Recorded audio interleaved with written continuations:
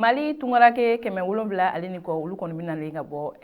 Niger jamana kɔni kan. Minisma maaw ye sɛbɛn bɔ sɛbɛn min kɔnɔna la u y'a yira k'a fɔ ko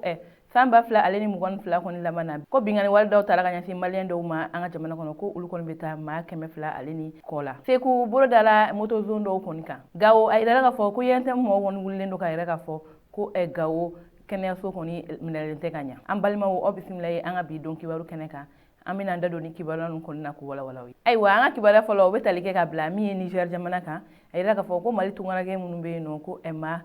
700 ale ni kɔ ko olu kɔni bɛ ka na Bamakɔ yan. Ayiwa kibaruya minnu sera ma koɲa la olu kɔni y'a yirana k'a fɔ ko pankulu 5 kɔni bɛ yen nɔ ko o labɛnnen don autorité maaw bolo ko ka taa tungarakew kɔni ta Niger jamana kan ka na n'a ye an ka jamana kɔnɔ. Ayiwa ko o baara ninnu kɔni bɛ daminɛ min ye janvier kalo tile 24 kɔnɔna ye. Ayiwa an b'a yirala k'a fɔ ko ni kumakan in bɔra ministre min sigilen bɛ maliyɛnden minnu bɛ kɔ kan olu ka koɲa kunna olu kɔni ye sɛbɛn bɔ sɛbɛn min kɔnɔna la u y'a yira k'a fɔ ko u ni jɛkulu dɔ bɛ an fɛ yen nɔ n'o ye organisation internationale des migrants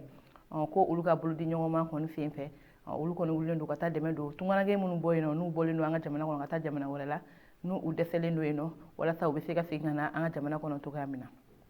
Ayiwa an b'a yirala k'a fɔ ko nin ye baara min kɔni daminɛ don a mɛnna ka dɛmɛ don tungarakew ye walasa u bɛ se ka segin ka na u faso la cogoya min na. Minisiri ka kuma kɔnɔna la a y'a yira k'a fɔ ko Mali tungarake minnu bɛ Niger kɔni jamana kɔnɔna la ko a bɛ 600 kɔni ni kɔ bɔ. Ayiwa o 600 ni kɔ kɔni na ko ni min ye maa 700 ale ni kɔ ye olu de kɔni bɛ nali daminɛ an ka jamana kɔnɔna la. U ka kuma kɔnɔna la u y'a yira k'a fɔ ko u tun tɛ se ka girin ka ni makofɛlen ninnu ta ka bɔ Niger jamana kan ka na n'a ye an ka jamana kɔnɔ ko u mago tun bɛ dɛmɛ dɔ la o dɛmɛ ninnu dɔw de kɛra u ye i n'a fɔ musakako fanfɛla ale ni baloko fanfɛla sabula ko sɛgɛsɛgɛliw y'a yira k'a fɔ ko ni makofɛlen ninnu kɔni sɛgɛnnen tun don kosɛbɛ Niger jamana kan. A caman yɛrɛ kɔni tun bɛ gɛlɛya caman kɔni na nin yɔrɔ kofɔlen na i n'a fɔ kasoladon ale ni wari kun t'u kun ani da la dumuni o yɛrɛ tun ka gɛlɛn ni makofɛlen ninnu kɔni ma o de kun na min ye ni organisation fila in Mali gouvernement ale ni OIM olu kɔni jɛlen don ka dɛmɛ don ni makofɛlen ninnu ye wa ko min ye pankulu 5 ye olu kɔni de bɛna labɛn don n'a nata kɛrɛnkɛrɛnnenya la a nali fɔlɔ kɔni bɛ daminɛ min ye janvier kalo tile 20 ale ni 4 ye an ka jamana kɔnɔ walasa u bɛ se ka segin ka na u ka faso la cogoya min. Ayiwa hakilina jiginna an b'a yirala k'a fɔ ko min ye Guinée équatoriale a yirala k'a fɔ ko maliyɛn 20 ale ni kɔ olu de kɔni bɛ kaso jugu kɔnɔna na ko ka sababu kɛ ko Guinée équatoriale mɔgɔw kɔni ka sɛgɛsɛgɛli dɔw hukumu na u y'a yira k'a fɔ ko papier tɛ ni makofɔlen ninnu kɔni bolo o de kun na ko ninnu donna kaso la wa ko u bɛ tɔɔrɔya sugu bɛɛ lajɛlen kɔnɔna na wa min ye association min sigilen bɛ réfugiés kɔni kama an ka jamana kɔnɔ olu fana bɔra k'u da don ni kumakan na u ka kuma kɔnɔna la. Ayiwa ale kɔni y'a yira ka kuma kɔnɔna la ko nin ye ko ye ko min kan ka sankɔrɔta kosɛbɛ wa ko a jukɔrɔma kan ka tinte sabula ko nin bɛna kɛ sababu ye maa minnu bɛ yen nɔ n'olu kɔni refulen don wali jamanaw kan walasa u bɛ segin ka na u ka jamana kɔnɔna la kɛrɛnkɛrɛnnenya an fɛ yan nɔ wa a ka kuma kɔnɔna la tuguni a y'a yira k'a fɔ fana ko u kana da nali dɔrɔn ma dɛ u ka ko k'u ye ko min bɛ se k'u la ɲina tunganataga kɔ wa u ka ko k'u ye ko min bɛ se ka u hakili lasigi ka yira k'a fɔ ko u b'u faso de la walasa u ni tɔw bɛ se ka kɛ kelen ye cogo min an ka jamana kɔnɔ. Ayiwa o tɛmɛnen ka bɔ kibaruya wɛrɛ min b'an bolo ka da kulo kan o de k'a fɔ MINUSMA ye sɛbɛn bɔ sɛbɛn min kɔnɔna la u y'a yira k'a fɔ ko bingani wale jugu min taara ka ɲɛsin maliyɛn dɔw ma an ka jamana kɔnɔ ko olu kɔni bɛ taa bingani wale 200 ale ni kɔ kɔnɔ. Ayiwa kibaruya minnu sera ma koɲa la u y'a yira k'a fɔ ko MINUSMA ka nin sɛbɛn kɔnɔna la ko min ye san 2022 ale ni 22 kɔni kalo 3 laban kɔni kɔnɔna la Mali jamana kɔnɔ ko bingani wale dɔ taara ka ɲɛsin maliyɛnden dɔw kɔni ma wa ko n'i y'o bingani wale ninnu ta lajɛ ko maa minnu bɛ yen nɔ n'olu fatula o bingani ninnu kɔni sababuya la ko bɛ taa maa 76 kɔni bɔ wa maa minnu bɛ yen nɔ n'olu kɔni joginna ko bɛ taa maa 60 ale ni kɔ kɔni bɔ wa maa dɔw bɛ yen nɔ olu enlevé la wa maa yɛrɛ t'u kibaruya kɔnɔma ko bɛ taa maa 30 ale ni kɔ la wa a y'a yira k'a fɔ ko nin waleya ninnu kɔni ma kɛ yɔrɔ si n'a bɔra Mali cɛmancɛ yan fan fɛ ani Mali kɔni nord yan fan fɛ. Ayiwa an bɛɛ lajɛlen kɔni b'a kalama ko kabini wagati jan gɛlɛya kɔni bɛ nin yɔrɔ kofɔlen ninnu na kɛrɛnkɛrɛnnenya lakanabaliya kɔni bɛ yen. Ayiwa hali bi u ka sɛbɛn kɔnɔna la u y'a yira k'a fɔ fana ko bingani jugu taara ka ɲɛsin maa dɔw ma an ka finitigiw fana fɛ ko olu bɛ taa maa 30 ale ni 3 kɔni bɔ ɲɔgɔn kɔ kɔnɔna. Ayiwa u y'a yira k'a fɔ hali bi nin sɛbɛn kɔnɔna la ko bingani wale min taara ka ɲɛsin maliyɛn minnu ma n'u olu kɔni bingani wale bɛ taa 200 ale ni 70 ni kɔ bɔ ko n'i y'a ta ka lajɛ ko 200 ale ni 20 ni kɔ ko o ye cɛ marifatigi minnu b'an fɛ yen nɔ ni an b'a fɔ o ma jihadiste ko ye olu kɔni ka baara ye ko wa ko bingani wale 26 ko an ka finitigiw ani finitigi wɛrɛ minnu b'an fɛ yen ko ye olu kɔni nɔ ye wa ko min ye marifatigi minnu bɛ yen nɔ minnu si dɔnnen tɛ an ka jamana kɔnɔ ko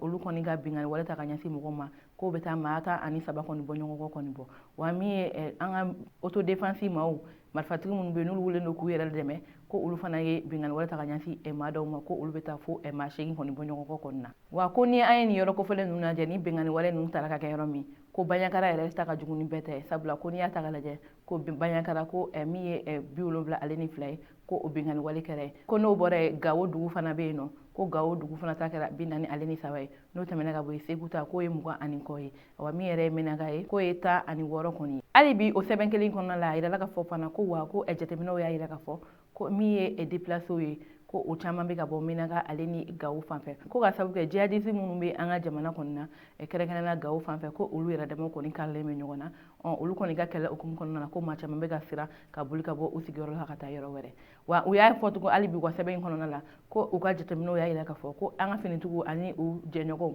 ani u ni maa minnu kelen don ka bolo di ɲɔgɔn ma walasa ka lakanabaliya kɛlɛ ka bɔ an ka jamana kɔnɔ ko olu kɔni bolo ko o kɔni togoya kɔni ma ɲi nɔ k'u ka jateminɛ kɛ walasa a bɛ se ka ɲɛ togoya min na ayiwa o tɛmɛnen ka bɔ yen kibaruya wɛrɛ m'an bolo ka da kulo kan o de ka fɔ Segu dugu kɔnɔna la a yirala ka fɔ ko moto zone dɔ kɔni minɛla yen finitigiw kɔni fɛ ayiwa kibaruya minnu fɛnɛ ma kɔɲɔ la olu y'a yirala ka fɔ ko janvier kalo tile 12 kɔnɔna la Segu dugu kɔnɔna la ko nɛgɛ kanɲɛ 20 kɔnɔna la olu kɔni ka finitigiw wulila u ka patrouille dɔw kɔni fɛ sabula ko kabini wagati jan mɔgɔw kɛlen don k'a yira k'a fɔ ko u ni tɔɔrɔlen don moto suyɛnnaw kɔni dɔw fɛ ayiwa ko o de kun na olu kɔni ye sɛgɛsɛgɛli kɔni da don sɛgɛsɛgɛli ninnu sen fɛ ko u bolo nana kari maa 4 kɔni kan ko olu kɔni ye moto suyɛnna ye ayiwa u y'o maa 4 ninnu kɔni minɛ ka taa n'u y'u dagayɔrɔ la ka taa sɛgɛsɛgɛli kɔni tengu olu la olu kɔni y'a yira k'a fɔ ko olu kɔni nɔ ye moto suyɛn ye ko sabula olu ka baara de ye suyɛnni ye wa an bɛ wagati min na ko bi k'u ye moto minnu suyɛn k'a ka ca ni moto 50 ale ni kɔ ye ayiwa ko n'u ye nin moto kɔni suyɛn nin yɔrɔ kofɔlen ninnu na ko moto kɔni fanba bɛɛ k'u b'a bila ka taa Jeworo kɔni dugu la ka taa a feere yen nɔ wa u y'a yira k'a fɔ ko olu bɛ baara kɛ ni muluw ale ni moto kili caman ale ni o ɲɔgɔnna caman walasa ka maaw kɔni bagabaga a dɔw la yɛrɛ u bɛ maa dɔw bɔnɛ u ni la u bolona moto kɔni nɔfɛ ayiwa an bɛ wagati min na ko bi nin kɔni bɛ Segu finitigiw ka bolo kan k'u bɛn'u bila ka taa kiri bolo kɔnɔ na walasa u ni kiri ka kan u ka da u kan ayiwa o tɛmɛnen ka bɔ yen kibaruya kuncɛ la kibaruya wɛrɛ m'an bolo ka da kulo kan o de ka fɔ Gawo yantɛmu bolofara min kɔni bɛ yen nɔ olu wulilen dɔ k'u jɔ ko Gawo dɔgɔtɔrɔso kɔni tɛ minɛko ɲuman kɔni na ayiwa kibaruya minnu sera ma o kɔɲɛ la olu y'a yira k'a fɔ ko Union nationale des travailleurs du Mali n'o ye Mali baarakɛlaw ka jɛkuluba ye ni an b'a fɔ ma UNTM olu kɔni taara ɲɔgɔnye dɔ kɔni kɛ Gawo min ye janvier kalo tile 16 ye o ɲɔgɔnye hukumu na olu ka bolofila min bɛ Gawo olu y'a yira k'a fɔ ko Gawo dɔgɔtɔrɔso kɔni tɛ togoya ba la wa ko olu kɔni bɛ Gawo dɔgɔtɔrɔso baarakɛlaw de kɔni ɲangi u y'a yira k'a fɔ ko a bɛ minɛko jugu suguya bɛɛ lajɛlen na u bolo wa ko Gawo kɛnɛyaso ko i n'a fɔ ko kɛnɛyaso kɔni tɛ sabula ko yɔrɔ in kɔni bɛ minɛko jugu kɔni sugu bɛɛ lajɛlen na wa u y'a yira k'a fɔ fana ko min ye docteur spécialiste ye bɛɛ lajɛlen foyi tɛ Gawo wa ko baarakɛminɛn kɔni tɛ Gawo kɛnɛyaso kɔnɔ na o de kun na u kɔni wulilen don k'u jɔ ko Gawo dɔgɔtɔrɔso ko minɛko jugu min bɛ ka kɛ ko u ka dabila wa min ye spécialiste ye k'u ka segin ka na Gawo walasa Gawokaw bɛ se ka furakɛli kɛ togoya min na k'a sɔrɔ u ma sɛgɛn ayiwa an balimaw ni ne kɔni kun ye an ka bi don kibaru ye ka da kulo kan aw kan